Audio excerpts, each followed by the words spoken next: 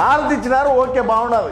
అవినాష్ రెడ్డి చిల్లరిస్తున్నాడు. ఆ చిల్లర చూడు ఏమంతా ఎందుకు అంటే ఈడ దేవుడి మీద భక్తి శ్రద్ధలతో కాదు, నేను హిందువుగా మారినాను, హిందువులను కూడా గౌరవిస్తాను, హిందూ దేవాలయాలను కూడా గౌరవిస్తాను, హిందూ దేవుళ్ళని గౌరవిస్తాను, హిందూ దేవాలయాలు నిర్మిస్తాను అని చెప్పి ఈడ చూపించుకునేటువంటి కార్యక్రమంలో భాగంగా ఏ విధంగా ఎర్రి పుష్పం అయినాడు అనేది మీ అభిప్రాయాన్ని ఒకసారి కామెంట్ రూపంలో తెలియజేయండి. ఎందుకంటే దేవాలయం లేకపోతున్నావా లేకుండా ఉంటే ఆడ అర్చకులు ఉన్నారు, వాళ్ళు హారతి ఇచ్చారు, హారతి ఇచ్చినప్పుడు వాళ్ళకు దక్షిణ పెట్టాలా అనే సోయ కూడా లేకుండా మరి అవినాష్ రెడ్డి దగ్గర సెలర్ తీసుకోవడంలో ఏ విధంగా అంత చిన్న చూపు దేనికి అంటే 500-600 కూడా 2000 1000 రూపాయలు జోలో పెట్టుకొని పోయేదానికి కూడా ఏమంత బాధ.